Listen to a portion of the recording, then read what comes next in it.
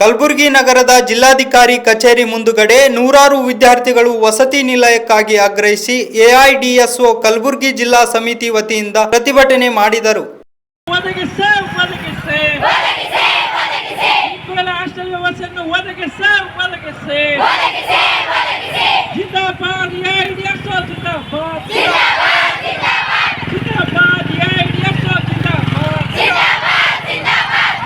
ಇವತ್ತು ಎಐಡಿಎಸ್ ವಿದ್ಯಾರ್ಥಿ ಸಂಘಟನೆಯಿಂದ ಇವತ್ತು ಜಿಲ್ಲಾಧಿಕಾರಿಗಳ ಕಚೇರಿ ಎದುರು ನಾವು ಹೋರಾಟನ ಬೆಳೆಸ್ತಾ ಇದ್ದೀವಿ.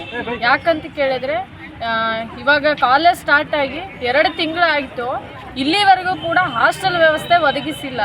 ಆಮೇಲೆ ಯಾರು ಅರ್ಜಿ ಸಲ್ಲಿಸಿರ್ತಾರೆ ಅಂಥ ಮಕ್ಕಳಿಗೆ ಎಲ್ಲ ವಿದ್ಯಾರ್ಥಿಗಳಿಗೂ ಹಾಸ್ಟೆಲ್ ವ್ಯವಸ್ಥೆ ಕೊಡಬೇಕಾಗಿರೋದು ಮಿನಿಮಮ್ ಸರ್ಕಾರದ ಜವಾಬ್ದಾರಿ. ಈ ಜವಾಬ್ದಾರಿಯನ್ನು ಸರ್ಕಾರ ಸಂಪೂರ್ಣವಾಗಿ ಕಳೆದುಕೊಂಡಿದೆ. ಯಾಕಂತ ಕೇಳಿದ್ರೆ ಇವಾಗ SC ST ವಿದ್ಯಾರ್ಥಿಗಳಿಗೂ ಹಾಸ್ಟೆಲ್ ಯಾರು ಅಪ್ಲೈ ಮಾಡಿರ್ತಾರೆ ಎಲ್ಲ ವಿದ್ಯಾರ್ಥಿಗಳು ಹಾಸ್ಟೆಲ್ ಇರ್ತದೆ, ಅದು ರೂಲ್ಸ್ ಪ್ರಕಾರ. ಬಟ್ ಅದೇ OBC ವಿದ್ಯಾರ್ಥಿಗಳಿಗೆ ಇದು ಇಲ್ಲ. ಯಾಕಂದ್ರೆ ಇಲ್ಲಿ ವಿದ್ಯಾರ್ಥಿಗಳ ಮಧ್ಯೆನೇ ತಾರತಮ್ಯ ಮಾಡ್ತಾ ಇದ್ದಾರೆ. ಅಲ್ಲಿನ ಮನಸ್ತಾಪಗಳು ಕ್ರಿಯೇಟ್ ಮಾಡೋದಕ್ಕೆ ಸರ್ಕಾರನೇ ಮುಂದಾಳತ್ವ ವಹಿಸ್ತಾ ಇದೆ ಅಂತ ಅನ್ನಿಸ್ತಿದೆ. ಇಲ್ಲಿ OBC ವಿದ್ಯಾರ್ಥಿಗಳಿಗಾಗಲಿ ಅಥವಾ SC ST ವಿದ್ಯಾರ್ಥಿಗಳಿಗಾಗಲಿ ಕಾಲೇಜ್ ಸ್ಟಾರ್ಟ್ ಯಾವಾಗ ಆಗುತ್ತೆ ಆವತ್ತಿನ ದಿನದಿಂದನೇ ಹಾಸ್ಟೆಲ್ ಸ್ಟಾರ್ಟ್ ಆಗಬೇಕು. ಆಮೇಲೆ ಅರ್ಜಿ ಸಲ್ಲಿಸಿ 3-4 ತಿಂಗಳು ಆದ್ರೂ ಕೂಡ ಹಾಸ್ಟೆಲ್ಗೆ ಕರ್ಕೊಂಡಿಲ್ಲ ಅಂದರೆ ಅವರು ಕ್ಲಾಸ್ಗಳು ಮಿಸ್ ಆಗಲ್ವಾ? ಅದರಲ್ಲಿ ಇವತ್ತು ಹೆಣ್ಮಕ್ಳು ಕಾಲೇಜಿಗೆ ಮೆಟ್ಟಿಲು ಹತ್ತೋದೇ ಭಾಳ ರೇರು. ಯಾಕಂದರೆ ಇವತ್ತು ಸೇಫ್ಟಿ ಇಲ್ಲ.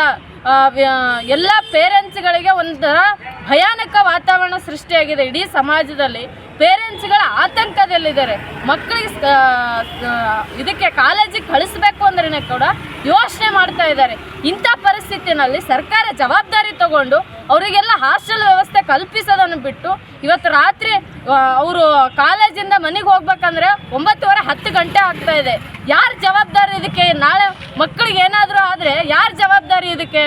ಇಲ್ಲಿ ನಾವುಗಳು ಪ್ರಶ್ನೆ ಮಾಡ್ತಾ ಇರೋದು, ಯಾರು ಅರ್ಜಿ ಸಲ್ಲಿಸಿರ್ತಾರೆ ಅವರು ಹಾಸ್ಟೆಲ್ ವ್ಯವಸ್ಥೆ ಅವ್ರಿಗೆ ಬೇಕಾಗಿದೆ ಅಂತಾನೆ ಅರ್ಜಿ ಸಲ್ಲಿಸಿರ್ತಾರೆ, ಇಲ್ಲಾಂದ್ರೆ ಅವ್ರು ಅರ್ಜಿನೇ ಹಾಕಲ್ಲ.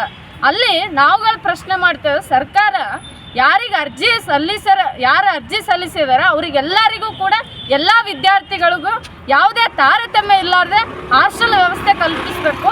ಆಮೇಲೆ BCM ಇಲಾಖೆ ಇದಕ್ಕೆ ಸೂಕ್ತ ಕ್ರಮ ಕೈಗೊಳ್ಳಬೇಕು. ಯಾಕಂದರೆ BCM ಹಾಸ್ಟೆಲ್ಗಳು ಭಾಳ ಕಡಿಮೆ ಇದೆ. ಅದರಲ್ಲೂ ಪದವಿ ಪೂರ್ವ ವಿದ್ಯಾರ್ಥಿಗಳಿಗೆ PUC ವಿದ್ಯಾರ್ಥಿಗಳಿಗೆ ಸಪ್ರೇಟ್ ಅಂತೇಳಿ ಹಾಸ್ಟೆಲೇ ಇಲ್ಲ. ಸೊ ಆ ಹಾಸ್ಟೆಲ್ ವ್ಯವಸ್ಥೆ ಕಲ್ಪಿಸಬೇಕು ಅಂತೇಳಿ ಈ ಮೂಲಕ ಎಐಡಿಎಸ್ ವಿದ್ಯಾರ್ಥಿ ಸಂಘಟನೆಯಿಂದ ಇವತ್ತು ಪ್ರತಿಭಟನೆನ ಹಮ್ಮಿಕೊಂಡಿದ್ದೇವೆ.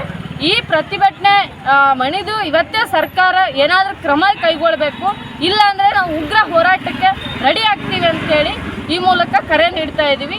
ಎಐಡಿಎಸ್ ವಿದ್ಯಾರ್ಥಿ ಸಂಘಟನೆಯ ಜಿಲ್ಲಾ ಉಪಾಧ್ಯಕ್ಷ ಪ್ರೀತಿ ದೊಡ್ಡಮನಿ.